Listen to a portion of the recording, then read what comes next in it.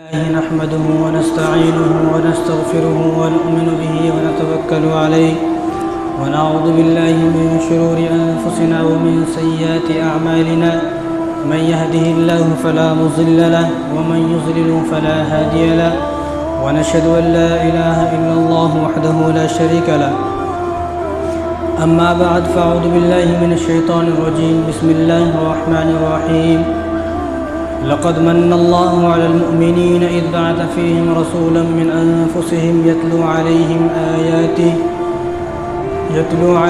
आयातिही व युज़क्कीहिम व युअल्लिमुहुमुल किताब वल हिकमह व इन कानू मिन क़ब्लु लफ़ी ज़लालिम मुबीन व क़ाल तआला फ़ी मक़ामिन आख़र अलम यजिदका यतीमन फ़आवा व क़ाल तआला फ़ी मक़ामिन आख़र व रफ़अना लका ज़िक्रक वक़ाल नबी सल्लल्लाहु अलैहि वसल्लम अव्वलु मा ख़लक़ल्लाहु रूही औ कमा क़ाल अलैहि सलातु वस्सलाम सदक़ल्लाहुल अज़ीम व सदक़ रसूलुहुन नबियुल करीम व नहनु अला ज़ालिका लमिनश शाहिदीन वश्शाकिरीन वल्हम्दुलिल्लाहि रब्बिल आलमीन। मेरे मोहतरम दोस्तों, अज़ीज़ साथियों, आप सबको मालूम है कि जो महीना है ये रबीउल अव्वल का महीना है और आज रबीउल अव्वल की 8 तारीख़ है और 1443 1443 यानी हुज़ूर सल्लल्लाहु अलैहि वसल्लम को इस दुनिया से गए हुए 1443 साल हो चुके हैं। जिस तरह हमें जनवरी और फरवरी याद है, इसी तरह हमें ज़रूरी है कि हमें मुहर्रमुल हराम, सफ़र, जो उर्दू के महीने, ये भी याद हो। आज हमारे नौजवान को तो मालूम है कि 2021 है, लेकिन अगर उसको पूछे भाई इस्लामी साल कौन सा है तो उन्हें परेशान हो जाता है, मेरे को नहीं मालूम कौन सा है। तो इस्लामी साल कौन सा है? 1443।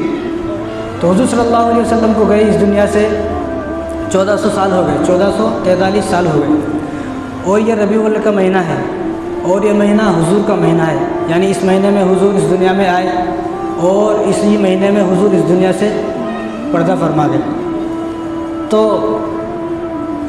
इस महीने में सिर्फ हुज़ूर की बातें हों। अब कभी मुहर्रम की बातें होती है, कभी गौसे पाक की बातें होती हैं, कभी रमज़ान आ जाता है, कभी कुर्बानी आ जाती है, लेकिन ये हुज़ूर का महीना है और इस महीने में सिर्फ हुज़ूर की बातें हों। तो सुनेंगे ना इंशाअल्लाह हुज़ूर की बातें। अल्लाह ताला मुझे भी सही बोलने की और आप सबको सही सुनने की और उन पर मुझे भी और आपको भी अमल करने की तौफ़ीक़ अता फ़रमाए। आप सल्लल्लाहु अलैहि वसल्लम जो इस दुनिया में आए, देखो वैसे तो बहुत सारे नबी आए, 1,24,000 अम्बिया इस दुनिया में आए, लेकिन जो 1,24,000 नबियाँ हैं वो दुनिया में आने के बाद उनकी सीरत का आगाज़ हुआ। वो दुनिया में आए लेकिन उनकी सीरत का आगाज़ उनके दुनिया में आने के बाद हुआ। हज़रत आदम अलैहिस्सलाम आए लेकिन उनकी सीरत का आगाज़ उनके आने के बाद हुआ। हज़रत शीस अलैहिस्सलाम आए, उनकी सीरत का आगाज़ उनके आने के बाद हुआ। इसी तरह हज़रत नूह अलैहिस्सलाम इस दुनिया में आए लेकिन उनकी सीरत का आगाज़ उनके आने के बाद हुआ। हज़रत मूसा अलैहिस्सलाम आए, उनकी सीरत का आगाज़ उनके आने के बाद हुआ। जो वाक़यात हैं फ़िरौन के, ये सब उनके आने के बाद वाक़यात हुए।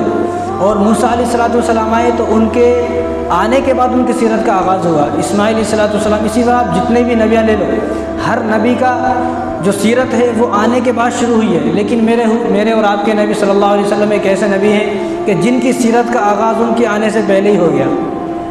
अब अगर कोई ये पूछे कि भाई उनकी सीरत का आगाज़ आने से पहले कैसे हो गया, कैसे हुआ? हज़रत आदम अलैहिस्सलाम को तो आप जानते हैं। हज़रत आदम अलैहिस्सलाम का जब वफ़ात का वक्त हुआ, हज़रत आदम अलैहिस्सलाम की जब वफ़ात का वक्त हुआ तो हज़रत आदम अलैहिस्सलाम के बेटे थे हज़रत शीस अलैहिस्सलाम, तो वो उनके पास बैठे हुए थे। और हर बाप जो होता है तो वो दुनिया से जाता है तो वो औलाद को कुछ ना कुछ वसीयत करके जाता है। आजकल तो वसीयत नहीं करे तो भी पूछ लेते पैसे कहाँ रखे जी, वो बैंक में, वो कापी कहाँ है, बैंक में लाखों रुपए हैं, वो कापी कौन से बैंक में है, 4 खाते हैं ना आपके, कौन से खाते हैं मैं ज़रा बताओ तो। लेकिन उस दौर के लोग और होते थे, वो वालिदैन से कीमती बात पूछते थे, कीमती बात। जिस तरह हज़रत याक़ूब अलैहिस्सलाम की वफ़ात का वक्त हुआ तो उन्होंने अपने 12 बेटों को बुलाया और 12 बेटों को बुलाकर एक सवाल किया, अम कुंतुम शुहदा इज़ हज़रा याक़ूब अल-मौत, बस मुझे एक ही बात का जवाब दो कि मेरे जाने के बाद तुम किसकी इबादत करोगे, बस इस बात का जवाब दे दो। तो उन्होंने कहा कि हम इब्राहीम और इस्माईल और इसहाक़ अलैहिस्सलाम के जो रब हैं जिनकी वो इबादत करते थे हम भी उनकी इबादत करते थे, हम भी उनकी इबादत करेंगे। तो उन्होंने कहा कि अब मैं खुश हूँ, मैं इस दुनिया से इत्मीनान और सुकून के साथ जा सकता हूँ। और तो आदम अलैहिस्सलाम का जब वफ़ात का वक्त हुआ तो उन्होंने अपने बेटे हज़रत शीस अलैहिस्सलाम को बुलाया और आखिरी वसीयत करने लगे क्या कि मैं तो इस दुनिया से जा रहा हूँ, मैं तो इस दुनिया से जा रहा हूँ मेरे बेटे, अगर अल्लाह तबारक व तआला से आपको कुछ मांगना है, कुछ लेना है, कुछ चाहिए अल्लाह तबारक व तआला से, तो मोहम्मद सल्लल्लाहु अलैहि वसल्लम का वसीला देकर, उनका वसीला देकर, उनका वास्ता देकर अल्लाह तबारक व तआला से मांगना। अब जब इन्होंने सुना तो ये परेशान हो गए, अरे ये कौन है कि ये कौन है, मेरे वालिद साहब से पहले, यानी मेरे वालिद साहब पहले नबी हैं, उनके बाद मैं नबी हूँ, अब ये हम तो जानते नहीं। अब उस वक्त तो इतनी दुनिया नहीं होगी ना जितनी दुनिया अब है। अब हम यहाँ आए, हमारे क्या मालूम बम्बई में कौन रहता, लेकिन उस वक्त तो इतनी दुनिया नहीं थी ना। अब इन्होंने पूछा क्या बजन वो कौन है, तो हज़रत आदम अलैहिस्सलाम ने फरमाया कि मैं जब जन्नत से आया था तो जन्नत के हर दरख्त के हर पत्ते पर मैंने हुज़ूर सल्लल्लाहु अलैहि वसल्लम का नाम मोहम्मद लिखा हुआ देखा है। मैंने जन्नत के हर पत्ते पर मोहम्मद लिखा हुआ देखा है। और फरमाया कि अगर मोहम्मद ना होती ये दुनिया भी ना होती, ये कायनात ना होती, ये रौनक़ें ना होती, ये महफ़िलें ना होती, कुछ भी ना होता। अगर मोहम्मद ना होते तो कुछ भी ना होता। अल्लाह तबारक व तआला ने जो इस दुनिया को बनाया है कि वो आप सल्लल्लाहु अलैहि वसल्लम के लिए बनाया है। जब उन्होंने हज़रत शीस अलैहिस्सलाम ने फरमाया, अब हज़रत शीस अलैहिस्सलाम ने फरमाया कि अब्बा जान अगर वो आएंगे तो उनको मुझ पर ईमान लाना चाहिए ना उनको, क्योंकि मैं नबी हूँ आपके बाद। जो नबी होता है नबी के वक्त में जो भी आएगा वो नबी पर ईमान लाएगा, वो नबी पर ईमान लाएगा, तो उनको मेरे ऊपर ईमान लाना चाहिए। आप बोल रहे हो कि मैं उनके सदक़े से दुआ करूँ। तो हज़रत आदम अलैहिस्सलाम ने फरमाया कि उनका मकाम बहुत ऊँचा है। उनका मकाम यह है कि अल्लाह तबारक व तआला ने पूरी दुनिया को उनके लिए बनाया, और उनका मकाम तो एक तरफ, उनके मकाम के बारे में तो अल्लाह तबारक व तआला ने फरमाया कि वरफ़अना लका ज़िक्रक, कि हमने तुम्हारे ज़िक्र को इतना ऊंचा कर दिया, आपके मकाम को इतना बुलंद कर दिया। और उनका मकाम तो एक तरफ है। हज़रत आदम अलैहिस्सलाम ने फरमाया कि उनकी उम्मत का मकाम ये होगा, उनकी उम्मत का मकाम ये होगा कि अगर वो कबीरा गुनाह करेंगे, वो गुनाह जिस गुनाह से हम करते हैं और हम जहन्नुम में जाएंगे ही जाएंगे, हमारी तौबा भी नहीं होती, अगर उस नबी के उम्मत ही ऐसे गुनाह भी करेंगे तो अल्लाह तबारक व तआला उनके उन गुनाहों को भी माफ़ फरमा देंगे। ये मकाम उनकी उम्मत का होगा। और दूसरी बात फरमाया अल्लाह तबारक व तआला उनकी उम्मत के गुनाहों को छुपाएँगे, उम्मत के गुनाहों को छुपाएँगे। वो लोग गुनाह करते थे तो वो खुल जाते थे, गुनाह खुल जाते थे। आज हम कितने भी गुनाह कर लें लेकिन हमारे गुनाह छुपे हुए हैं। इसीलिए हमें दुआ मांगना चाहिए कि अल्लाह तबारक व तआला जिस तरह आपने हमारे गुनाहों को दुनिया में छुपाया है, आखिरत में भी आप हमारे गुनाहों को छुपाएं। दुआ मांगे और अपने गुनाहों का किसी को शरीक ना बनाए, अपने गुनाह का किसी को शरीक ना बनाए। कोई उल्टा सीधा काम वैसे तो करना नहीं, गुनाह करना तो हराम नाजायज़ है, लेकिन अगर कोई आदमी गुनाह हो गया उससे तो अपने गुनाह का किसी को शरीक ना बनाए। क्यों? अगर मैंने कोई गुनाह किया है और वो गुनाह सिर्फ मुझे मालूम है, तो अल्लाह तबारक व तआला ने फरमाया कि फमन यअमल मिस्क़ाल ज़र्रतिन खैरन यरा वमन यअमल मिस्क़ाल ज़र्रतिन शर्रन यरा, कि वहाँ अल्लाह तबारक व तआला के सामने यहाँ ज़र्रे ज़र्रे का हिसाब होगा। तो ये वो गुनाह है जो मैंने अकेले ने किया है, मुझे मालूम है सिर्फ, या अल्लाह को मालूम है। तो अल्लाह को मालूम होगा कि किसी को मालूम नहीं, सिर्फ इसको अकेले को मालूम है। तो अल्लाह ताला फरमाएंगे जा भाई जन्नत में जा, क्योंकि किसी को नहीं मालूम था। अब हम गुनाह कर रहे हैं और हमारे गुनाह का कोई शरीक बन गया। दो दोस्त मिलकर मूवी देखने गए, दो दोस्त मिलकर मूवी देखने गए तो गुनाह का शरीक है ना। तो अगर अल्लाह तबारक व तआला ने उन दोनों दोस्तों में से एक को जन्नत में भेजा दिया तो दूसरा क्या बोलेगा? मेरे साथ गुनाह करा था अल्लाह ने, नाइंसाफ़ी है। और मैंने तो ये सुना है कि अल्लाह नाइंसाफ़ी नहीं करते, अल्लाह आपने तो नाइंसाफ़ी की है। तो अल्लाह ताला को लाजवाब कर देगा। तो इसीलिए अपने गुनाह का किसी को शरीक भी ना बनाए, और अगर गुनाह हो जाए तो फ़ौरन तौबा करें। तो इसी तरह हज़रत आदम अलैहिस्सलाम ने फरमाया कि उनकी उम्मत का मकाम ये होगा कि वो गुनाह कबीरा करेंगे तो अल्लाह तबारक व तआला उनके गुनाहों को माफ़ फरमा देंगे। और उनकी उम्मत का मकाम ये होगा कि अल्लाह तबारक व तआला उनके गुनाहों को छुपाएंगे, उनके गुनाहों की पर्दापोशी फरमाएंगे, ज़ाहिर नहीं करेंगे। वो लोग थे, आज हम कुर्बानी कर रहे हैं, देखो हमें मालूम भी नहीं होता कि हमारी कुर्बानी कबूल हुई या न हुई, लेकिन वो बात भी छुपी हुई है। उनकी कुर्बानी कैसे होती थी?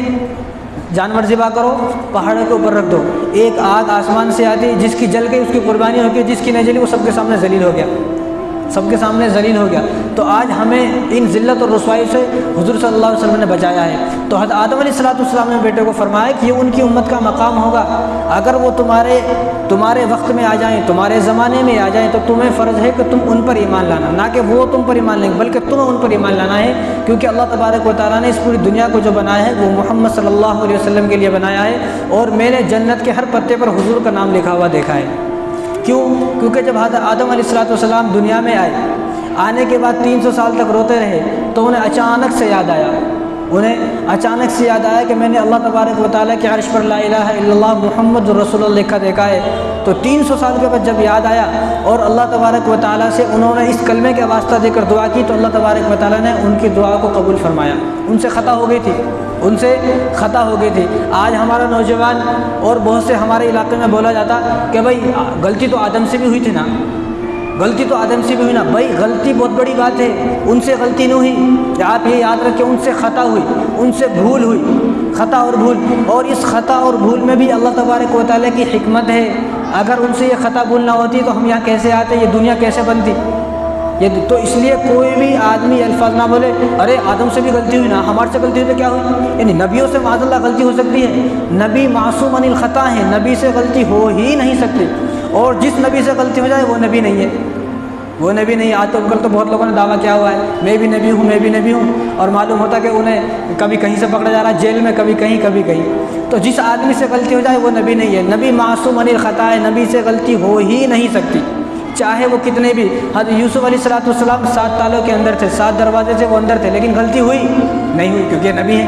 तो नबियों से गलती नहीं होती, इसलिए हज़रत आदम अलैहिस्सलाम के बारे में ये जुमला कभी ना निकाले कोई भी, अरे गलती उनसे भी हुई ना, उनसे भूल हुई, उनसे ख़ता हुई, और वो ख़ता उनके साथ है वो ख़ता, और उस ख़ता को अल्लाह तबारक व तआला ने माफ़ भी कर दिया। हम कौन उनके बारे में कहने वाले। तो जब हज़रत आदम अलैहिस्सलाम दुनिया में आने के बाद जब उन्होंने अल्लाह तबारक व तआला से इस कलमे का वास्ता देकर दुआ की, तो अल्लाह तबारक व तआला उनकी दुआ को कबूल फरमाया। और दूसरी बात, जब हज़रत आदम अलैहिस्सलाम इस दुनिया में आए तो कितने आदमी थे? 2, एक आदम एक हव्वा। आदम अलैहिस्सलाम श्रीलंका में मालदीव में आए और हव्वा अलैहिस्सलाम जद्दे में आए। तो एक आदमी को अगर पूरे चन्नापुर को खाली करके यहाँ पर बालिश कर एक आदमी को छोड़ उन्हें दहशत से हैबत से मर जाएगा? नहीं। यानी एक रात आप यहाँ अकेले नहीं गुजार सकते मस्जिद में, हालांकि आपको मालूम है कि पड़ोस में भी आदमी है, यहाँ भी है, चारों तरफ है। अगर एक आदमी बोलो तुम्हें अकेले को मस्जिद में एक रात गुजारनी तो नहीं गुजार सकता। अब ये जमात है, देखो कितने सारे साथी है, इनमें से अगर किसी को भाग जाते नहीं भाई एक कैसा रुकता जी। तो जिस तरह हज़रत आदम अलैहिस्सलाम पूरी दुनिया में अकेले थे, अब उनको डर हुआ है बत ये क्या हो, मैं तो अकेला हूँ, डर गए। तो अल्लाह तबारक व तआला ने हज़रत जिब्राईल अलैहिस्सलाम को भेजा। जब हज़रत जिब्राईल अलैहिस्सलाम को भेजा तो हज़रत जिब्राईल अलैहिस्सलाम ने क्या किया, अगर अल्लाह तबारक व तआला ने हुक्म दिया कि दुनिया में जाओ अज़ान दियो, तो उन्होंने अज़ान दी, अल्लाहु अकबर अल्लाहु अकबर अल्लाहु अकबर अल्लाहु अकबर अशहदु अल्ला इलाहा इल्लल्लाह अशहदु अल्ला इलाहा इल्लल्लाह अशहदु अन्न मुहम्मदर रसूलुल्लाह अशहदु अन्न मुहम्मदर रसूलुल्लाह। अब जब वो यहाँ पहुँचे अशहदु अन्न मुहम्मद रसूलुल्लाह पे जब पहुँचे तो अब ये तो बात ठीक थी, अल्लाहु अकबर अल्लाह सबसे बड़ा है, अशहदु अल्ला इलाहा अल्लाह के अलावा कोई माबूद नहीं है। अब हय्या अलस सलाह भी बोले, हय्या अलल फलाह भी बोले, लेकिन उनको जहन में यह बात थी, अब अज़ान पूरी हो गई, हय्या अलस सलाह हय्या अलस सलाह हय्या अलल फलाह हय्या अलल फलाह अल्लाहु अकबर ला इलाहा इल्लल्लाह, अज़ान पूरी हो गई। अब हज़रत जिब्राईल अलैहिस्सलाम जाने लगे। अब इन्होंने हज़रत जिब्राईल को रोका, क्योंकि ये तो जानते थे ना, हज़रत जिब्राईल को जानते थे कि मेरी पूरी बात समझ में आती है, अल्लाहु अकबर भी समझ में आता, अशहदु भी समझ में आता, हय्या अलस सलाह समझ में आता, हय्या अलल फलाह समझ में आता, अल्लाहु अकबर ला इलाहा सब समझ में आता है, लेकिन अशहदु अन्न मुहम्मद रसूलुल्लाह मेरे समझ में नहीं आता। क्यों समझ में नहीं आता? क्योंकि उसमें अशहदु ठीक है, अन्न मुहम्मद रसूलुल्लाह मतलब ये, क्योंकि वो पहचानते नहीं थे ना, उनको क्या मालूम था, नाम तो लिखा देखा आसमानों में ठीक है, लेकिन दुनिया में भी अज़ान के साथ अशहदु अन्न मुहम्मद रसूलुल्लाह कि अल्लाह तबारक व तआला के सिवा कोई माबूद नहीं, मैं गवाही देता हूँ कि अल्लाह ताला अकेले हैं, उनके सिवा कोई माबूद नहीं, और मोहम्मद सल्लल्लाहु अलैहि वसल्लम अल्लाह के रसूल बंदे हैं। अब इन्होंने पूछा हज़रत जिब्राईल अलैहिस्सलाम से, तो उस वक्त हज़रत जिब्राईल अलैहिस्सलाम ने फरमाया इस बात को ख़साइल कुबरा में, और अल्लामा इब्न तफसीर रहमतुल्लाह अलैह ने भी अपनी किताबों में अल-बिदाया व निहाया में इसको जिक्र किया है कि उन्होंने जब अज़ान दी, अब इन्होंने पूछा ये कौन है, तो हज़रत जिब्राईल अलैहिस्सलाम ने फरमाया कि इन्हीं के लिए तो अल्लाह तबारक व तआला ने इस दुनिया को सजाया है, जिनका मोहम्मद नाम है, इन्हीं के लिए तो अल्लाह तबारक व तआला ने इस पूरी दुनिया को, पूरे कायनात को सजाया है। देखो निस्बतों की बात होती है। ये एक मस्जिद थी, इस मस्जिद को बने हुए 10 साल हो गए। जब ये मस्जिद यहाँ पर नहीं थी तो लोग यहाँ से जूते चप्पलों से जाते थे, यहाँ जानवर भी बैठते थे, यहाँ जिसका दिल करता था पेशाब भी करता था, पखाने भी करता था। लेकिन इस जगह की निस्बत जो है वो हुजूर, इस जगह की निस्बत अल्लाह तबारक व तआला से अल्लाह तबारक व तआला के घर से जुड़ चुकी है। यानी इस जगह की निस्बत जो है वो मस्जिद से जुड़ चुकी है। अब हम में से कोई भी इब्दाल आए, कुतुब आए, कोई भी आ जाए, कितना ही बड़ा अल्लामा आ जाए, मुफस्सिर आ जाए, मुहद्दिस आया है, उनको जूता चप्पल बाहर उतारना पड़ेगा। कोई जूते चप्पल के साथ अंदर नहीं आ सकता, जूते चप्पल के साथ अंदर नहीं आ सकता, क्योंकि इस जगह की निस्बत जो है वो अल्लाह के घर से जुड़ चुकी है। इसी तरह इस उम्मत की भी निस्बत जो है वो हुजूर सल्लल्लाहु अलैहि वसल्लम से जुड़ चुकी है। अबू बकर की निस्बत अगर हुजूर से ना होती तो अबू बकर सिर्फ अबू बकर होते, सिद्दीक़ अकबर ना होते। उस्मान की निस्बत अगर हुजूर से ना होती तो उस्मान सिर्फ उस्मान होते, आदिल और सखावत के बादशाह ना होते, ज़ुन्नूरैन ना होते। उमर की निस्बत अगर हुजूर सल्लल्लाहु अलैहि वसल्लम से ना होती तो उमर तो कातिल थे, कत्ल करने जा रहे थे माज़अल्लाह हुजूर को, लेकिन जब उनकी निस्बत हुजूर से जुड़ी तो कातिल से आदिल बन गए। और अली उल मुर्तज़ा की जब सिर्फ अली उल मुर्तज़ा तो अली थे, लेकिन जब उनकी निस्बत हुजूर सल्लल्लाहु अलैहि वसल्लम से जुड़ी तो अली नहीं रहे, अब हैदर कर्रार बन गए, अब फ़ातिह खैबर बन गए, अब असदुल्लाह अल गालिब बन गए। अब्दुल्लाह इब्न मसूद सिर्फ अब्दुल्लाह इब्न मसूद थे, लेकिन जब उनकी निस्बत हुजूर सल्लल्लाहु अलैहि वसल्लम से जुड़ी तो मुहद्दिस आज़म बन गए। इब्न अब्बास सिर्फ इब्न अब्बास थे, लेकिन जब उनकी निस्बत हुजूर सल्लल्लाहु अलैहि वसल्लम से जुड़ी तो मुफस्सिर कुरान बन गए। अबू हुरैरा सिर्फ अबू हुरैरा थे, जब उनकी निस्बत हुजूर सल्लल्लाहु अलैहि वसल्लम से जुड़ी तो हाफिज़ुल हदीस हो गए। सारी हदीसें जो है उनको हिफ्ज़ याद थी। और इमाम अबू हनीफ़ा रहमतुल्लाह अलैह, इमाम अबू हनीफ़ा थे, लेकिन इमाम हनीफ़ा आज़म का नाम मिला, क्यों? क्योंकि उनकी निस्बत हुजूर सल्लल्लाहु अलैहि वसल्लम से जुड़ गई। इसी तरह बिलाल रज़ियल्लाहु तआला अन्हु, तो बिलाल थे, काले थे, ग़ुलाम थे हबशे के, लेकिन जब उनकी निस्बत हुजूर सल्लल्लाहु अलैहि वसल्लम से जुड़ी तो जन्नत के वारिस बन गए। जब हुजूर सल्लल्लाहु अलैहि वसल्लम मेराज पर गए तो बिलाल जो है ज़मीन पर चलते हैं, लेकिन उनकी कदमों की आहट आप सल्लल्लाहु अलैहि वसल्लम ने जन्नत में सुनी है। क्यों? क्योंकि उनकी निस्बत हुजूर से जुड़ चुकी है। हमारी भी निस्बत हुजूर से जुड़ चुकी है, हमारी भी निस्बत हुजूर से जुड़ चुकी है। आपको पता है हम कौन हैं? अगर हमसे कोई पूछे हम कौन, हम बोलते हैं मुसलमान हैं, ईमान वाले हैं, बस इतना ही, इसके आगे कुछ नहीं। मुस्नद अहमद की रिवायत है, हुजूर सल्लल्लाहु अलैहि वसल्लम एक मरतबा बैठे हुए थे और सहाबा सब सामने बैठे हुए थे, तो आप सल्लल्लाहु अलैहि वसल्लम बड़े गमगीन थे। गमगीन तो आपको समझ में आता ना, गमगीन थे जिस तरह कोई आदमी गम में खो जाता, जिस तरह आपका फ़ोन खो जाए, मोबाइल खो जाए तो किस तरह गम में चले जाता, मेरा फ़ोन खो गया मेरा, तो ऐसे ही आप सल्लल्लाहु अलैहि वसल्लम गमगीन बैठे हुए थे। तो साहब आप सल्लल्लाहु अलैहि वसल्लम के पास आए, तो आप सल्लल्लाहु अलैहि वसल्लम से पूछा, रसूलल्लाह आप गमगीन हैं, हम आपको गमज़दा देख रहे हैं। तो हुजूर सल्लल्लाहु अलैहि वसल्लम ने क्या जुमला फरमाया, क्या जुमला है, इन जुमलों पर कुर्बान जाए हम। आज हमें हुजूर की कदर नहीं है। आज हम वो नबी थे कि जिन नबियों ने नबी होने के बावजूद भी उम्मत मुहम्मदिया में पैदा होने की दुआ की। अभी भी मैं आपको आगे बताऊँगा। आज हम उसी उम्मत के अंदर है, लेकिन हमें कोई कदर नहीं है। हमें पकी पकाई मिल गया, जिस तरह पका पकाया खाना मिल जाता ना, अम्मी बना देती, बीवी बना देती, बहन बना देती, लेकिन खाने की कदर नहीं होती। जब अम्मी बना के या बीवी बना के खाना लाती तो हम लोग बोलते हैं मिर्ची कम है, मिर्ची ज़्यादा है, नमक कम है, नमक ज़्यादा है। लेकिन जब उसी खाने को खुद बनाएंगे तो मैं खुदा की कसम खा के कहता हूँ एक बार भी नहीं बोल सकते इसमें मिर्ची कम है, नहीं बोल सकते। क्यों? क्योंकि खुद बनाया, उसको मालूम है। 2 घंटे चूल्हे के सामने खड़ा हूँ, पसीने से जो है नहा गया है, वो कैसे बोलेगा इसमें नमक कम है? तो हमें मिल गया है। तो हुजूर सल्लल्लाहु अलैहि वसल्लम गमज़दा बैठे हुए थे, साहबा ने पूछा कि रसूलल्लाह आप गमज़दा क्यों हैं? तो हुजूर सल्लल्लाहु अलैहि वसल्लम के जुमले सुनो आप। हुजूर ने फरमाया कि मुझे अपने भाइयों की याद आ रही है। किसकी? अपने भाइयों की याद आ रही है। अब साहबा ने क्या सोचा इधर, शायद कि हुजूर ये सोच रहे कि मेरा भी कोई भाई होता, मेरा भी कोई भाई होता, हुजूर ये सोच रहे हैं। तो साहबा ने क्या रसूलल्लाह हम हैं ना आपके भाई, हम आपके भाई हैं ना या रसूलल्लाह, हम आपके लिए जान देने को तैयार हैं। तो हुजूर सल्लल्लाहु अलैहि वसल्लम ने इरशाद फरमाया कि तुम मेरे भाई नहीं हो, तुम मेरे भाई नहीं हो, तुम तो मेरे साथी हो, तुम तो मेरे सहाबा हो, मेरे साथी हो, मेरे दोस्त हो, लेकिन तुम मेरा भाई नहीं हो। तो सहाबा ने पूछा रसूलल्लाह फिर आपके भाई कौन है? तो हुजूर सल्लल्लाहु अलैहि वसल्लम के जुमले सुने आप, क्या कीमती जुमले हैं। हुजूर ने फरमाया कि जो मुझे देखे बिना मुझ पर ईमान लाएंगे वो मेरे भाई हैं। यानी कौन? हम लोग। अब हम लोग कौन हैं? हुजूर के भाई हैं हम लोग। जब पड़ोस में से पता चलता ना, पड़ोस का मेरा पड़ोसी है, उसने चोरी कर ली, तो हम बोलते हैं करने दो, हमारा क्या करने का। लेकिन जब उसे पता चला मेरे भाई ने चोरी कर ली, आदमी परेशान हो जा रहा है, मेरे भाई ने चोरी कर ली, तो बहुत बड़ा जुल्म हो गया, मेरे भाई ने चोरी कर ली। तो हम भी इसी तरह हुजूर सल्लल्लाहु अलैहि वसल्लम की सुन्नतों को छोड़ेंगे, उनका दिल दुखाएंगे, तो हुजूर को भी इतनी तकलीफ़ होती है। और आप ये याद रखें आप कि हर पीर और जुमेरात को हुजूर सल्लल्लाहु अलैहि वसल्लम के सामने हमारे आमाल नामे पेश होते हैं, नाम लेकर नाम लेकर पेश होते हैं, हुजूर फ़लाँ आदमी है, उसके बाप का नाम ये है कि उसने ये काम किया है, उसने ये अच्छा काम किया, उसने ये गलत काम किया है, हमारे सबके नाम लेकर वहाँ जमा होते हैं। अब हम ये सोचें कि हम पीर के दिन भी फजर की नमाज़ ना पढ़ें और जुमेरात के दिन भी फजर की नमाज़ ना पढ़ें, तो हुजूर सल्लल्लाहु अलैहि वसल्लम के सामने इस तरह पेश होगा कि इस आदमी ने आज भी नमाज़ नहीं पढ़ी, इस आदमी ने आज भी नमाज़ नहीं पढ़ी।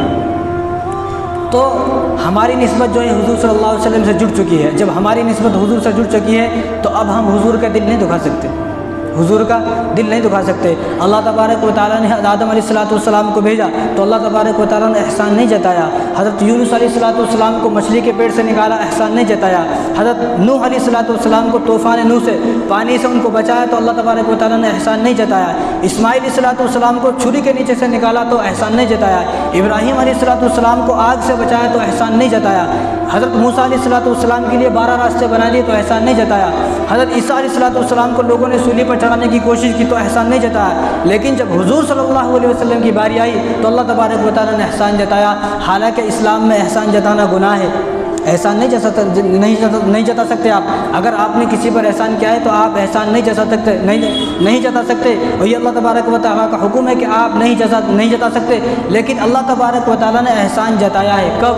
अल्लाह तबारक व तआला ने कुरान के अंदर फरमाया, चौथे पारे के अंदर, लक़द मन्नल्लाहु अलल मुमिनीन इज़ बअथ फ़ीहिम रसूलन मिन अनफ़ुसिहिम यतलू अलैहिम आयातिही व युज़क्कीहिम व युअल्लिमुहुमुल किताब वल हिकमा व इन कानू मिन क़ब्ल लफ़ी ज़लालिम मुबीन। लक़द मन्नल्लाहु अलल मुमिनीन, हमारा नाम लेके फरमाया कि मोमिनों, एक मुसलमानों, मैं तुम्हारे ऊपर एहसान कर रहा हूँ हुज़ूर सल्लल्लाहु अलैहि वसल्लम को तुम्हारे अंदर भेजकर। यानी अल्लाह तबारक व तआला ने 1,24,000 नबी भेजे लेकिन एहसान नहीं जताया।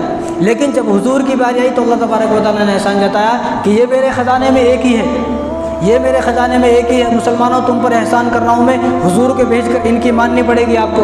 अगर आप इनकी मानोगे तो कामयाब होगे, अगर आप इनकी नहीं मानोगे तो नाकाम। हम उनको तो मान रहे हैं लेकिन उनकी नहीं मान रहे हैं। आकाश के हम उनकी मानते, काश के हम हुजूर की मानते। हमें अल्लाह को भी मानना है, हमें अल्लाह की भी मानना है, हमें हुजूर को भी मानना है, हमें हुजूर की भी माननी है। अगर हम सिर्फ़ उनको मानेंगे तो हम फिर ईद मिलादुन्नबी के जलसे में ही रह जाएंगे, बस उसके बाहर नहीं। 12 वफ़ात के दिन आप देखो ईद मिलादुन्नबी यहाँ से निकल के जाएंगे, लेकिन उन लोगों से पूछो कि आपने आज फजर की नमाज़ पढ़ी है? रात इशा की नमाज़ पढ़ी थी, आज फजर की नमाज़ पढ़े, फजर के बाद सूर्य यासीन पढ़े। इल्ला माशाअल्लाह कोई 100 में से कोई एक होगा जिसने फजर की नमाज़ पढ़ी होगी। हमारे हुजूर को हमने रस्म और रिवाज के लिए याद रखा। यानी रबीउल अव्वल आ गया तो हुजूर को याद कर लिया, अरे जो मुहर्रम आ गया तो हुजूर को याद कर लिया। बस हमारे जो है हुजूर रस्म और रिवाज के लिए रह गए हैं। और हमारा जो दीन है ये रस्म और रिवाज के लिए नहीं है। हमारा जो दीन है ये रस्म और रिवाज के लिए नहीं है। हुजूर सल्लल्लाहु अलैहि वसल्लम की जो ज़िंदगी है वो हमारी पैदाइश से लेकर हमारी वफ़ात तक है। उसी को अल्लाह तबारक व तआला ने कुरान करीम के अंदर फरमाया, लक़द कान लकुम फ़ी रसूलिल्लाहि उस्वतुन हसना। हुजूर सल्लल्लाहु अलैहि वसल्लम की ज़िंदगी को अपनी ज़िंदगी में उतारोगे तो कामयाब होगे। मेरे नबी सिर्फ एक दिन के लिए नहीं है भाई। 12 रबीउल अव्वल आ गया, ढोल ताशे बजा लिए और कुछ खिला लिया, कुछ पिला दिया और बिरयानी खिला दी, बात ख़त्म। हमसे पूछा ही नहीं जाएगा। मैं तो ये कहता हूँ भाई, आप काम वो करें जो आपसे पूछा जाएगा। आपसे ये पूछा ही नहीं जाएगा कि आपने कितने मिलाद बनाए, आपसे ये पूछा ही नहीं जाएगा कि आपने 12 रबीउल को क्या क्या क्या नहीं किया।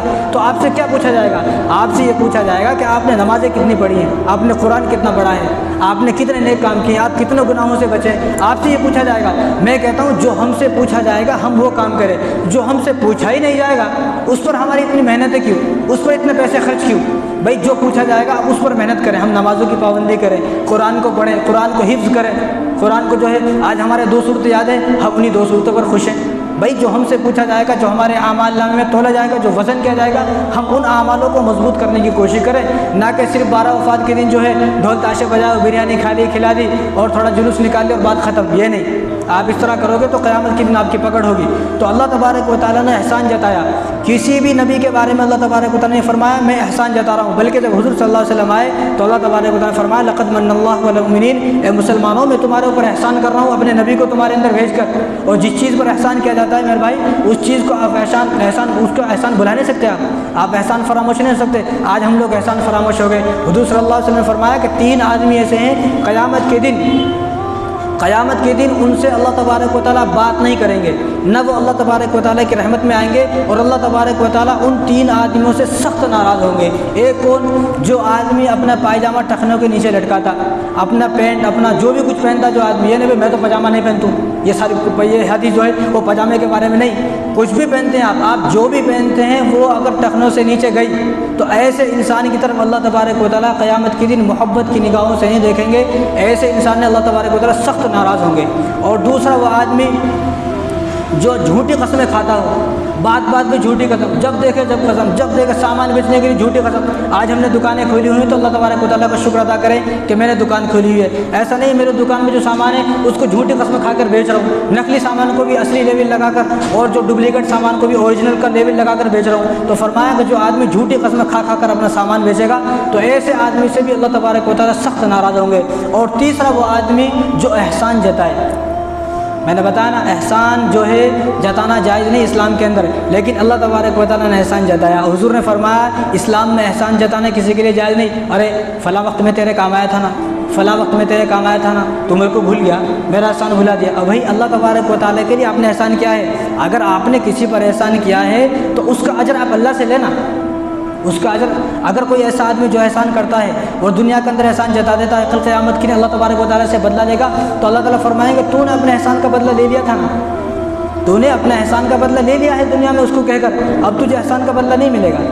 तो हम अगर किसी पर एहसान करें तो उस एहसान को जताए ना। तो अल्लाह तबारक व तआला ने हुज़ूर सल्लल्लाहु अलैहि वसल्लम को इस दुनिया में भेजकर जो है हम पर एहसान किया है। और हुज़ूर सल्लल्लाहु अलैहि वसल्लम की पैदाइश का महीना है, इसी महीने में आप सल्लल्लाहु अलैहि वसल्लम वफ़ात पाए और इसी महीने में जो है आप सल्लल्लाहु अलैहि वसल्लम जो है पैदा हुए। अब बातें तो बहुत सारी हैं लेकिन आपने बातें सुनी भी हुई है, मैं चंद बातें वो बताना चाहता हूँ कि हुज़ूर सल्लल्लाहु अलैहि वसल्लम के आने से पहले पहले दुनिया में क्या हुआ। यानी आज हम लोग सुनते रहते अरे फ़लाँ नबी ने हुज़ूर सल्लल्लाहु अलैहि वसल्लम की जो है उम्मत में दुआ मांगी, फ़लाँ ने दुआ मांगी, फ़लाँ ने दुआ मांगी, लेकिन एक नबी ऐसे हैं जिन्होंने ये दुआ की कि या अल्लाह जब मैं मर जाऊँ तो मेरी लाश को सही सलामत रखना और मेरी लाश को उम्मत मुहम्मदिया के लोग दफन करें।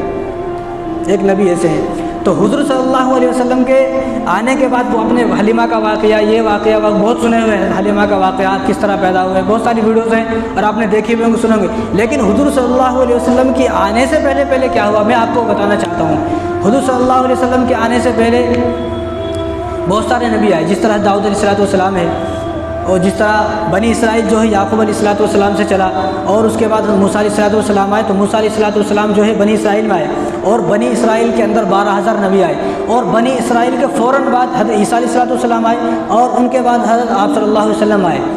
तो हज़रत ईसा अलैहिस्सलाम से पहले याह्या अलैहिस्सलाम, हज़रत याह्या अलैहिस्सलाम थे, हज़रत ज़करिया अलैहिस्सलाम थे, हज़रत उज़ैर अलैहिस्सलाम थे, उनसे पहले हज़रत दानियाल थे, उनसे पहले हज़रत अरमिया थे। अब यहाँ से ले आप बातें बहुत सारे हैं, मैं आपको थोड़ी सी बताना चाहता हूँ। हज़रत अरमिया अलैहिस्सलाम भी एक नबी हैं जो बनी इसराइल के नबी हैं। अब बनी इसराइल ने क्या किया, अपने कई नबियों को कत्ल कर दिया, कई नबियों को कत्ल कर दिया। तो उस वक्त नबी कोई मौजूद नहीं थे, बनी इसराइल ने अपने नबी को कत्ल कर दिया। तो अल्लाह तबारक व तआला की तरफ से जिब्राईल अलैहिस्सलाम आए बनी इसराइल के हज़रत अरमिया अलैहिस्सलाम के ऊपर कि आप नबी हैं। अब हज़रत अरमिया अलैहिस्सलाम घबरा गए, या अल्लाह मैं नबी, ये लोग तो वो हैं कि जिन लोगों ने अपने नबियों को कत्ल किया है, जिन लोगों ने अपने नबियों को कत्ल किया है तो वो लोग हैं, मैं इनका नबी नहीं बन सकता। तो अल्लाह तबारक व तआला ने फरमाया कि आप मेहनत करें, आप कोशिश करें, आपको कामयाब करना हमारा काम है, आप मेहनत कर जाएँ, हमने आपको नबी बना दिया है। तो इन्होंने कहा कि अल्लाह अगर इन्होंने मेरी बात नहीं मानी होगा, मैंने इनके लिए बद्दुआ करी तो मैं गुनहगार बन जाऊँगा। तो अल्लाह ताला ने फरमाया कि आप गुनहगार नहीं बनेंगे, आपकी सारी गलती माफ़ है। जब आप माँ के पेट में थे जब ही हमने आपकी हर गलती को माफ़ कर दिया है, आप बख्शाएँ, आप नबी बन गए, आप जो है दिन का काम शुरू करें। अब बनी इसराइल पहले ही अपने नबियों को कत्ल करके बैठे हुए थे, उन्होंने अपने नबी को कत्ल किया। अब इधर कत्ल करके बैठे हुए हैं, इधर जो है हज़रत अरमिया अलैहिस्सलाम आ गए और उन्होंने फरमाया कि अब उन्होंने दीन की दावत देनी शुरू की, भाई तुमने जो नबी को कत्ल किया है बहुत गलत किया है। और उस वक्त बनी इसराइल की जो हालात थी वो बहुत अच्छी मजबूत हालात थी, बड़े ताकतवर भी थे और बड़ा उनके पास माल और दौलत थी, बहुत अमीर थे वो। लेकिन जब उनके पास ये चीज़ें आई, माल आया, दौलत आई, तो अल्लाह तबारक व तआला का भूल बैठे और नबियों को ही कत्ल करना शुरू कर दिया। अब उनके पास माल और दौलत बहुत थी। अब हज़रत अरमिया अलैहिस्सलाम उनको समझाया। अब उन्होंने कहा कि अभी हमने नबी को कत्ल किया, तीसरा फिर आ गया, अभी नबियों को 2 नबी को कत्ल किया है, अभी तीसरे नबी फिर आ गए। तो उन्होंने क्या काम किया, हज़रत अरमिया अलैहिस्सलाम के हाथ और पैरों को जंजीरों से जकड़ा और जकड़ कर जो है कैद खाने में बंद कर दिया पूरे बनी इसराइल ने। वो कई लाख की तादाद थी। अब उन्होंने बंद कर दिया। अब उन्होंने जेल में से समझाया कि अल्लाह तबारक व तआला का शुक्र अदा करो, उनके एहसान मानो कि अल्लाह ने इतना दिया है। अगर तुम ऐसा नहीं करोगे, अल्लाह का शुक्र अदा नहीं करोगे, नाफरमानी करोगे, तो कहीं ऐसा ना हो कि अल्लाह तबारक व तआला तुम्हारे ऊपर एक सख्त बादशाह को मुसल्लत कर दे, सख्त बादशाह को तुम्हारे ऊपर मुसल्लत कर दे और वो तुम्हारे ऊपर जो है हावी हो जाए और तुम्हारे जो है तुम्हारे को मुल्क से दरबदर कर दे, तुम्हें यहाँ से निकाल दे। वो ऐसा कैसा हो जाता? अगर एक आदमी के पास 1 लाख रुपए हैं, उसको कोई आदमी बोले तेरे 1 लाख रुपए छूट जाते हैं, ऐसा कैसा छूट जाते हैं जी? मेरे पास है, मेरे पैसे कैसे छूट जाते हैं? लेकिन जब अल्लाह तबारक व तआला की तरफ से अजाब आता तो 1 लाख क्या कितने भी पैसे रहो तो सब खत्म हो जाता है। हमने अपनी यानी आंखों से देखे हैं, जो लोग करोड़पति थे आज वो लोग करोड़पति भी हैं, आपने भी देखा होंगे। लेकिन हज़रत अरमी अलैहिस्सलाम जब समझाया तो उनको समझ में नहीं आया, और ऐसा कैसा हो जाता जी, ऐसा कैसा होता, ऐसा नहीं होता। तो उन्होंने बात नहीं मानी। हज़रत अरमी अलैहिस्सलाम के हाथ और पैरों को जंजीर जकड़ कर उनको जो है कैद खाने में बंद कर दिया। अब वो कई अरसे तक, कई साल तक कैद खाने में रहे। अब इधर जो यमन का बादशाह था, उस बादशाह का नाम था बहमन। अब उस जो बड़ा बादशाह ताकतवर था, अब उसके ऊपर, उस बादशाह के ऊपर बख्त नसर एक बादशाह था, उसने हमला शुरू किया। अब उसने जैसा सोचा कि बख्त नसर तो बड़ा कुव्वत ताकतवर है, हमको मार देगा, तो बख्त नसर के पास गया जो बहमन था।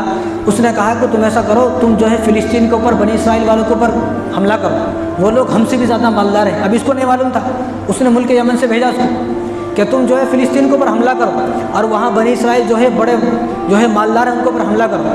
अब ये इधर आया, इन्होंने जो है बख्त नसर ने हमला शुरू किया। अब यहाँ आया, उसने देखा कि लोग तो सोना चांदी में नहाए हुए हैं, क्योंकि बनी इसराइल थे, वो बड़े मालदार थे, उसको मालूम नहीं था। अब जब इधर आया, इधर आने के बाद देखा उसके पास, लोगों के पास सोने हैं, चांदी है, बड़े बड़े महल हैं। उसने क्या काम किया, लोगों को जो है सबको कैदी बना लिया। उन कैदियों में जो है 11,000 तो हज़रत यूसुफ अलैहिस्सलाम की औलाद थे और 7,000 हज़रत याकूब अलैहिस्सलाम के औलाद थे और बिन्यामीन के भी औलाद थे 14,000। तो सबको जो है कैद करके ले गया। 70,000 बनी इसराइल को कैद कर लिया और 90,000 बनी इसराइल को जो है कत्ल कर दिया। और जितना भी फ़िलिस्तीन है, बैतुल मक़दिस की जो मस्जिद अक़सा है, उसको भी सबको ख़त्म कर दिया। क्योंकि आप ये याद रखें कि दुनिया के अंदर 4 बादशाह ऐसे आए हैं जिन्होंने पूरी दुनिया पर हुकूमत की है। 4 बादशाह ऐसा हैं जिन्होंने पूरी दुनिया पर हुकूमत की। उन 4 में से 2 मुसलमान हैं, 2 गैर मुस्लिम हैं। जो मुसलमान हैं उनमें से एक हज़रत सुलेमान अलैहिस्सलाम है, जिन्होंने पूरी दुनिया के अंदर हुकूमत की है। और दूसरे जो मुसलमान हैं वो ज़ुल्क़रनैन हैं, जिनका जिक्र सूरह कहफ़ के अंदर है। वयसअलूनका अन ज़ुल्क़रनैन के एक मुसलमान है सुलेमान अलैहिस्सलाम, दूसरे ज़ुल्क़रनैन हैं जिन्होंने पूरी दुनिया पर हुकूमत की है, मुसलमान हैं। और 2 मुसलमान गैर मुस्लिम हैं जिन्होंने पूरी दुनिया पर हुकूमत की है। एक नमरूद जिसकी उम्र 1700 साल थी, और दूसरे ये बख्त नसर जिसने पूरी दुनिया पर हुकूमत की है। अब इनको सबको कैद कर ले गए और उस कैद में जो लेकर गए अरमी अलैहिस्सलाम भी चले गए। अब अरमी अलैहिस्सलाम ने वहाँ जाकर समझाया कि मैंने तुमसे कहा था ना, तुम बाज आ जाओ, तुमने मेरी बात नहीं मानी, तुम्हारे पास माला दौलत आ गई तो तुम अल्लाह को भूल बैठे। मैंने तुमसे पहले ही कहा था तुम मेरी बात मानो। आज बख्त नसर तुम्हारे ऊपर हावी हो गया है और उन सबको जो है शहर बाबुल लेकर कैद खाने में कर दिया। अब वो लोग परेशान है, क्या करें? वो लोग परेशान है, क्या करें? कुछ भी नहीं। लेकिन अब एक आदमी था जो उनका वज़ीर था, जो बख्त नसर का वज़ीर था ना, उसको ये सारी बातें मालूम थी। तो उसने बख्त नसर बादशाह को जाकर बताया कि इनमें एक आदमी है, वो आपके आने से पहले ही आपकी खबर इनको देता था। और वो परेशान हो कि मैं तो अभी आया हूँ, मेरे आने से पहले उसको बुलाओ। तो हज़रत अरमी अलैहिस्सलाम को बख्त नसर के पास लाया गया। तो बख्त नसर जो है वो पहले शुरू में ठीक आदमी था, लेकिन बाद में जालिम हुआ। अब उसने पूछा भाई तुम मेरे बारे में पहले इनको बताते थे? उन्होंने कहा हाँ पहले ही बता दूँ। कैसे? तुम्हारा कैसे मालूम हुआ? तो उन्होंने कहा कि अल्लाह तबारक व तआला ने मुझे इस कौम का नबी बनाया था, लेकिन इन्होंने मेरी बात नहीं मानी। अल्लाह तबारक व तआला ने मुझे ये बातें बताई थी, इन्होंने मेरी वो बातें नहीं मानी।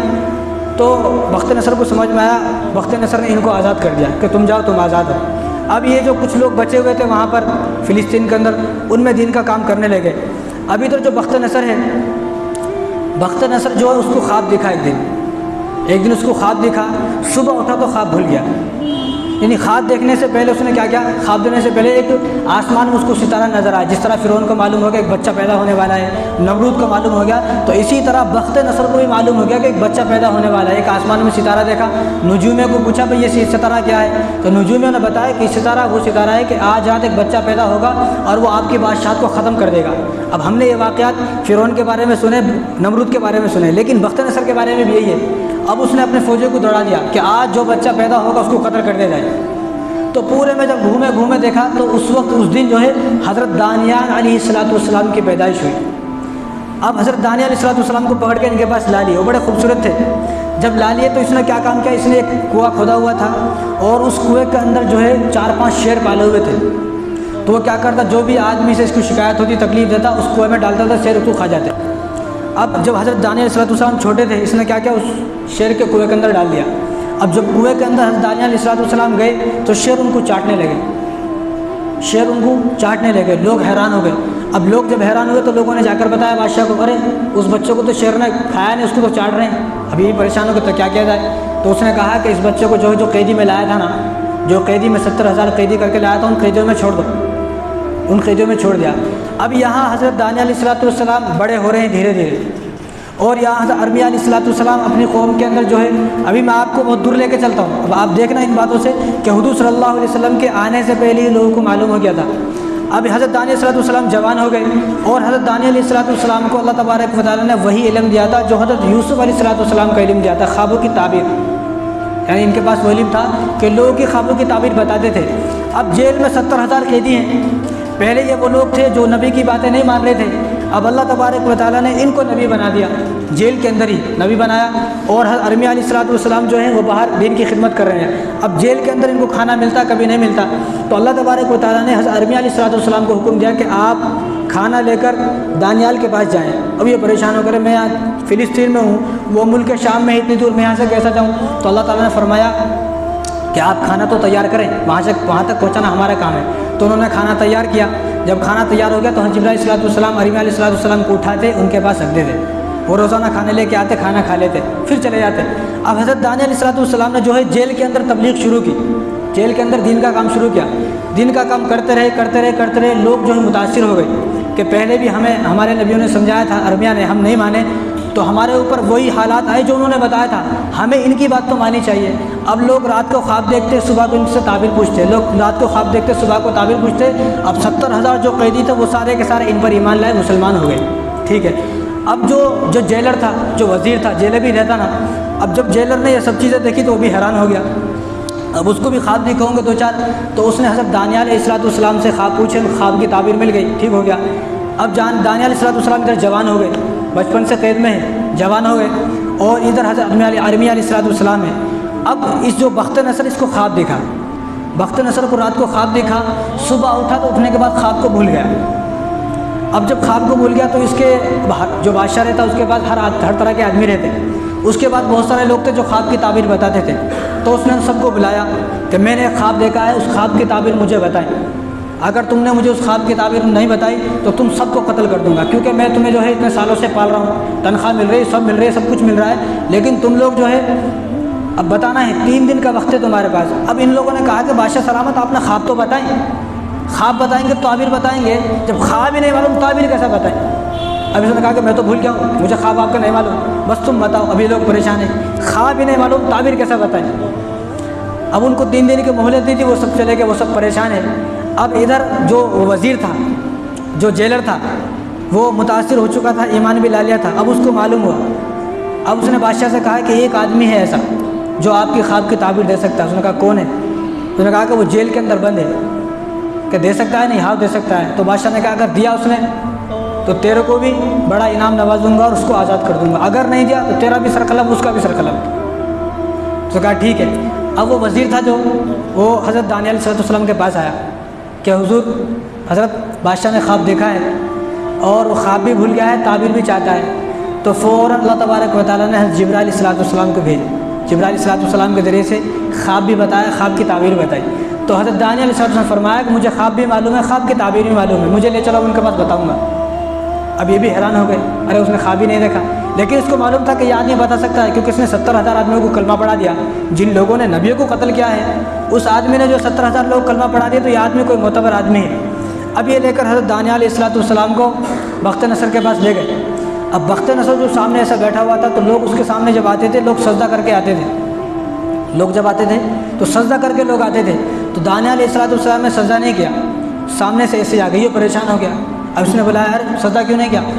तो दानियल अलैहिस्सलाम ने बड़ी हिकमत से जवाब दिया कि हुज़ूर, मैं आपको सजदा तो कर लूँगा, लेकिन सजदा करने में आपका नुकसान हो जाएगा, मेरा भी नुकसान हो जाएगा। क्यों, क्या नुकसान होगा? नहीं करा तो आपका भी फ़ायदा है, मेरा भी फ़ायदा है। तो नुकसान क्या है? नुकसान ये है कि मुझे आपकी ख्वाब भी मालूम है और ख्वाब की ताबीर भी मालूम है। अगर मैं आपको सजदा कर लेता तो मैं वो ख्वाब भूल जाता, ताबीर भी भूल जाता, मैं ख्वाब भी भूल जाता। और इसमें आपका भी नुकसान, मेरा भी नुकसान। आपका नुकसान ये है कि आपको ख्वाब भी नहीं मालूम होता, ख्वाब की ताबीर भी नहीं मालूम होती। मेरा नुकसान ये होता आप मुझे कत्ल कर देते। अब आपका भी फ़ायदा है, मेरा भी फ़ायदा है। आपको अपना ख्वाब मालूम हो जाएगा, मुझे आज़ादी मिल जाएगी। कहा कि ठीक है। अब हज़रत दानियाल अलैहिस्सलाम ने ख्वाब बताया।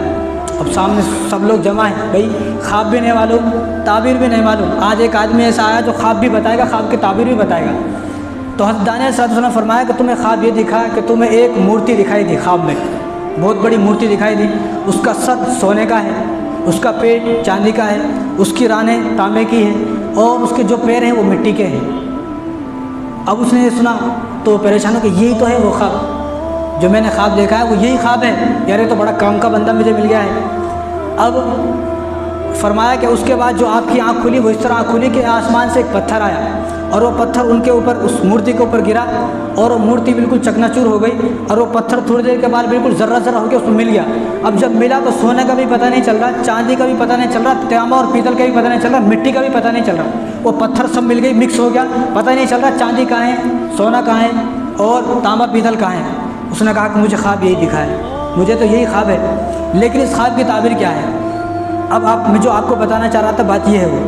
तो हज़रत दानियाल अलैहिस्सलाम ने फरमाया ख्वाब की ताबीर ये है कि वो जो सोना था जिसको आप देख रहे हैं वो सोना था, ये आपकी वो कौम है जिसको आप सोने की तरह समझते हो। आप जो कौम आपके सामने है आप इसको सोने की तरह समझते हो, आप ये समझते हो ये मुझे सोने की तरह मोहब्बत करती है। हालांकि आपके जाने के बाद आपकी इस गद्दी पर आपका बेटा बैठेगा, उसको आप ये लोग चांदी की तरह समझेंगे और उनके जाने के बाद कोई और बैठेगा, उनको तांबे पीतल की तरह समझेंगे लोग। लेकिन आखिर में कोई बादशाह आएगा, उसकी मिट्टी की तरह कदर होगी। जिस तरह मिट्टी की कोई कदर नहीं, हर जगह मिट्टी है, तो इस तरह उसकी जो लोग हैं इस तरह समझेंगे। लेकिन जो पत्थर आया ऊपर से गिरा, उसको चकनाचूर कर दिया, पत्थर भी चकनाचूर हो गया। उसका मतलब ये है कि हुजूर सल्लल्लाहु अलैहि वसल्लम आएंगे, हुजूर सल्लल्लाहु अलैहि वसल्लम आएंगे और वो पूरे जितने भी अब दीन और जितने भी मज़हब है उन दीन के ऊपर इस तरह जिस तरह पत्थर फूट के पूरा मिल गया है, मालूम नहीं हो रहा सोना कहाँ है चांदी कहाँ है, इस तरह उनका दीन जो है वो गालिब आ जाएगा। उनका दीन इस तरह पूरे दिनों पर गालिब आ जाएगा कि पता नहीं चलेगा, सिर्फ उनका दीन बाकी होगा और किसी का दीन बाकी नहीं होगा। तो उसने जब ख्वाब की ताबीर सुनी तो हज़रत दानियाल अलैहिस्सलाम को भी आज़ाद कर दिया और उनके साथ जो 70,000 थे उन सबको आज़ाद कर दिया। तो मेरा कहने का मकसद ये है कि अल्लाह तबारक व तआला ने हज़रत हुज़ूर सल्लल्लाहु अलैहि वसल्लम की जो सीरत है वो आने से पहले सीरत का आगाज़ किया। हर नबी की सीरत का आगाज़ उनके आने के बाद हुआ, लेकिन हुज़ूर सल्लल्लाहु अलैहि वसल्लम की सीरत का जो आगाज़ हुआ वो उनके आने से पहले ही हो गया। उनके आने से पहले ही हज़रत इब्राहीम अलैहिस्सलाम ने बैतुल्लाह को तामीर फरमाया। बैतुल्लाह की तामीर करने के बाद अल्लाह तबारक व तआला से दुआ की, या अल्लाह जो आप आखिरी नबी भेजने वाले हैं, यानी अल्लाह तबारक व तआला ने उनसे कहा पहले तुम दुआ करो, क्योंकि मज़दूर एक आदमी मज़दूरी कर लेता, जब मज़दूरी से फारिग होगा तो उसको तनख्वाह भी देना ना, मज़दूरी भी देना ना। तो अल्लाह तबारक व तआला ने उनसे कहा कि आप दुआ करें कि आपने बैतुल्लाह की तामीर कर दी, आपको मज़दूरी में क्या चाहिए। तो हज़रत आदम अलैहिस्सलाम ने दुआ की, या अल्लाह जो आप आखिरी नबी भेजने वाले हैं, रब्बना वबअस फ़ीहिम रसूलन मिनहुम, कि आप आखिरी नबी जो भेजने वाले हैं आप मेरी उम्मत और मेरे औलाद में उसको औलाद में जो है उसको पैदा करें। तो अल्लाह तबारक व तआला की दुआ कबूल फरमाई। दुआ कबूल फरमाने के बाद अल्लाह तबारक व तआला ने इब्राहीम अलैहिस्सलाम की औलाद में ही आप सल्लल्लाहु अलैहि वसल्लम को भेजा है। इब्राहीम अलैहिस्सलाम के दो बेटे थे, इसहाक़ अलैहिस्सलाम, इब्राहीम अलैहिस्सलाम, इस्माइल अलैहिस्सलाम। इस्माइल अलैहिस्सलाम से कोई नबी नहीं है, इस्माइल अलैहिस्सलाम की औलाद में सिर्फ आप सल्लल्लाहु अलैहि वसल्लम नबी आए और इसहाक़ अलैहिस्सलाम की औलाद में 70,000 नबी आए। अब भेजा दिया, ठीक है। एक दिन जब हज़रत इब्राहीम अलैहिस्सलाम ने इस उम्मत की फ़ज़ाइल सुने, इस उम्मत के इतने फ़ज़ाइल सुने, इतने जो है इस उम्मत की जो है अज़मत शान हज़रत इब्राहीम अलैहिस्सलाम ने सुनी, तो हज़रत इब्राहीम अलैहिस्सलाम ने दुआ की, या अल्लाह मैं उस उम्मत की दावत करना चाहता हूँ, उस उम्मत की दावत करना चाहता हूँ। अभी उम्मत आई नहीं है, लेकिन इब्राहीम अलैहिस्सलाम इसी उम्मत की दावत करना चाह रहे हैं। आप ये देखें हम है कौन, आज हमने जो है कदम कदम पर हुज़ूर सल्लल्लाहु अलैहि वसल्लम की सुन्नतों को छोड़ दिया है। आज हमारी नमाज़ें भी ज़ाय होगी, आज हमारी हर चीज़ ज़ाय होगी, दीन से बिल्कुल दूर, दीन से इतने दूर हो गए हम कि आज हमारी नौजवान बच्चियाँ, आपने भी देखे होंगे वीडियोज़, मेरे पास भी वो वीडियोज़ मौजूद है। आज इस सुबह मुझे एक साहब ने भेजा वीडियोज़ कि आप इन वीडियो के ऊपर बात करें। भाई मैं क्या बात करूँ, हम बात करते करते थक गए, लेकिन लोग सुन नहीं रहे। आज हमारी नौजवान मुसलमान की बुरखे में बच्चियाँ गणेश के सामने डांस कर रही हैं, आपने वीडियो देखी होंगी। एक मुसलमान यहीं का इसी इलाके का मुसलमान, उसने गणेश का एक लड्डू 50,000 रुपये में ख़रीदा है। क्या पा लिया, यानी ऐसे लोग वो लोग हैं, जब कुर्बानी आती है तो इनकी जो है हवा टाइट हो जाती है। जब कुर्बानी आती है तो इन्हें परेशान हो जाता है, मैं कहाँ से कुर्बानी करूँ, मैं तो मकरूज़ हूँ, बहुत कर्जा है। लेकिन अब गणेश का लड्डू लेने के लिए तूने 50,000 खर्च कर दिया, अब तेरे को मिर्च नहीं लगी, अब कहीं को मिर्च नहीं लगी। कुर्बानी आता तो मकरूज़ हो जाता है, ज़कात और फित्र का वक्त आता था तो परेशान हो जाता, लेकिन इसके लिए तो मिर्ची नहीं लगी। आज हमारी नौजवान बच्चियाँ बुरखे में गणेश के सामने डांस कर रही हैं। मैंने वो वीडियोज़ देखी हैं, आपने भी देखी होंगी वीडियोज़, आधे लोगों ने नहीं है तो मेरे पास वो वीडियोज़ मौजूद है। हमारी नौजवान बच्चे कहाँ जा रही है, हमें कुछ परवाह नहीं है। आज कितना बेगैरत हो गए वो बाप कि जिनकी बेटियाँ ऐसे घूम रही, उनको मालूम ही नहीं मेरी बेटी सुबह से शाम तक कहाँ आवारागर्दी करती फिर रही है। मेरे भाई, जब बच्ची जवान हो जाती है और बच्चा जब जवान हो जाता है और माँ बाप की कफ़ालत के अंदर है, वो माँ बाप से पैसे लेता है, माँ बाप से सब कुछ, माँ बाप की देखभाल है। शादी से पहले अगर वो माँ बाप के अंडर में है, माँ बाप के जो है उसका खर्चा उठाते हैं, जितने भी वो गुनाह करेंगे, नौजवान बच्चे हो या बच्चा कोई भी हो, बच्चे दोनों में से जितने भी गुनाह करेंगे, उनका गुनाह उनके आमाल नामे में नहीं लिखा जाएगा, इनके वालिदैन के आमाल नामे में लिखा जाएगा। अगर हमारा कोई बच्चा है, जवान है, वो जिना करता है तो उसके आमाल नामे में वो जिना नहीं लिखा जाएगा, उसके वालिदैन के नामे आमाल में उसको जिना लिखा जाएगा। और हमारी जो बच्चियाँ आवारागर्दी करती फिर रही हैं, बुरखे के अंदर गणेश के सामने नाच रही है, उन पर कोई गुनाह नहीं है। उनके जो वालिदैन हैं, वालदा हैं, वालिद दोनों भी, उनके नामाए आमाल में उनके गुनाहों को लिखा जा रहा है। इसलिए हमें चाहिए कि हम अपनी बच्चियों को, हमारी बच्चियाँ कहाँ जा रही हैं, हमारे बच्चे कहाँ आवारागर्दी कर रही हैं, उन बच्चियों को जो है हम देखें, उनको संभालें। तो बात ये चल रही थी, हज़रत इब्राहीम अलैहिस्सलाम ने दुआ की, या अल्लाह मैं उस उम्मत की दावत करना चाहता हूँ। अभी उम्मत आई नहीं है, अभी उम्मत नहीं आई, लेकिन अल्लाह तबारक व तआला से दुआ की कि अल्लाह तबारक व तआला ने उनको फरमाया कि आप हज के अरकान हो गए ना, हज के अरकान के लिए ऐलान करो। तो उन्होंने हज के अरकान के ऐलान किया। तो उन्होंने फरमाया कि अल्लाह मैं यहाँ से ऐलान करूँगा, पूरी दुनिया में किस तरह आवाज़ पहुँचेगी। तो अल्लाह ने फरमाया आप यहाँ पर ऐलान तो करें, पूरी दुनिया के अंदर इसको पहुँचाना मेरा काम है। उन्होंने वहाँ पर वो ऐलान किया, आज पूरी दुनिया से लोग हज करने के लिए जाते हैं। उसके बाद उन्होंने फिर दुआ की, अल्लाह मैं फिर दावत करना चाहता हूँ, फिर उस उम्मत की दावत करना चाहता हूँ जो उम्मत मोहम्मदिया है, जिनका मकाम व मर्तबा ये है कि मैं उस उम्मत की दुआ करना चाहता हूँ, तो दावत करना चाहता हूँ। तो अल्लाह तबारक व तआला ने हज़रत जिब्राइल अलैहिस्सलाम को भेजा जन्नत में से, और जन्नत से हज़रत जिब्राइल अलैहिस्सलाम को भेजा कि वो जन्नत से एक मुट्ठी काफूर लेकर जाएँ और उसको जो है उसी पहाड़ के ऊपर रख दें, जिस पहाड़ के ऊपर हज़रत इब्राहीम अलैहिस्सलाम ने ऐलान किया था हज के लिए। उसी पहाड़ के ऊपर जिब्राइल अलैहिस्सलाम ने एक मुट्ठी काफूर को रख दिया, और हज़रत इब्राहीम अलैहिस्सलाम को फरमाया इसमें फूंक मारे। उन्होंने इसमें फूंक मारी। जब फूंक मारी, उसी काफूर को अल्लाह तबारक व तआला ने पूरी दुनिया के समुद्र के अंदर उसको फैला दिया। अब पूरी दुनिया के समुद्र के अंदर वो काफूर फैल गया। अब उसी काफूर को अल्लाह तबारक व तआला ने नमक बना दिया। अब क़यामत तक लोग रहेंगे, उससे पहले नमक नहीं था। आज कोई कितनी भी अच्छी बिरयानी बना ले, कितनी भी अच्छे 65 कुछ भी बना ले, लेकिन अगर उसके अंदर नमक नहीं है तो लोग परेशान है, नमक कुछ नहीं है इसके अंदर। कितनी भी लागत लगा के बिरयानी बनाई, लेकिन नमक नहीं है तो परेशान हो जाए। उससे पहले नमक नहीं था। तो ये जो आज हमें नमक मिल रहा है, यह इब्राहीम अलैहिस्सलाम की दावत है। हम ये देखें कि हमारी दावत किन नबियों ने की है। आज हम इस उम्मत के अंदर पैदा हुए हैं कि जिस उम्मत के अंदर पैदा होने के लिए, जिस नबी के अंदर उम्मती बनने के लिए नबियों ने दुआ की है, आज हम उसी उम्मत के अंदर पैदा हो गए हैं, उसी नबी के हम उम्मती हैं। हम उस नबी के दिल को ना दुखाएँ, आज हम हज़रत इब्राहीम अलैहिस्सलाम का वही नमक, इब्राहीम अलैहिस्सलाम की दावत खा रहे हैं। तो हम लोग कितने खुशनसीब हैं, वो किसी को नहीं मिला, वो हमें मिला है कि हम उनकी दावतें खा रहे हैं। तो मेरे भाइयों, हुज़ूर सल्लल्लाहु अलैहि वसल्लम इसी महीने में पैदा हुए, इसी महीने में आपकी वफ़ात हुई। और हुज़ूर सल्लल्लाहु अलैहि वसल्लम सिर्फ 12 रबीउल अव्वल के एक दिन के लिए नहीं है। मेरे नबी मेरे पैदा होने से लेकर मेरे मरने तक है। लक़द कान लकुम फ़ी रसूलिल्लाहि उस्वतुन हसना। अपनी ज़िंदगी को ऐसा बनाओ जैसे हुज़ूर की ज़िंदगी है। सिर्फ एक दिन के लिए है, सिर्फ जल्द से जुलूस निकाल लेना और दावतें कर लेना ये दीन नहीं है। हमने रस्म और रिवाज को दीन बना लिया है। बस 12 रबीउल अव्वल के अंदर खाना खिला लेना, जुलूस निकाल लेना, और 10 मुहर्रम आए तो मातम कर लेना और शरबतें पिला देना। हमने इसको दीन समझ लिया। दीन नहीं है। दीन है नमाज़ पढ़ना, दीन है मस्जिदों को आबाद करना, दीन है। आज भी हमारे मुसलमान 8 बजे 9 बजे सो के उठते हैं हमारे घरों में। सबको मालूम है, आप अपने घर में गिरबान में जाके देखें, जो आदमी रोज़ाना सो के 8 बजे उठता, वो एक दिन 12 रबीउल अव्वल के दिन नहीं, बल्कि वो पूरे साल भी दावत करे तो उसकी दावत का कोई एतबार नहीं है। वो ये दावत उसको जन्नत में नहीं पहुँचा सकती। जन्नत में पहुँचना है तो नमाज़ों की पाबंदी करनी पड़ेगी, अल्लाह तबारक व तआला को राज़ी करना पड़ेगा। तो इस आप सल्लल्लाहु अलैहि वसल्लम की थोड़ी सी सीरत थी जो मैंने बताया है। यही महीना है, इस पूरे महीने में इंशाअल्लाह मैं आप सल्लल्लाहु अलैहि वसल्लम की सीरत को आपके सामने बयान करने की कोशिश करूँगा। इसलिए आप वक्त पर आएँ। अल्लाह तबारक व तआला हम सबको इन बातों पर अमल करने की तौफीक अता फरमाए। व मा अलैना इल्लल बलाग।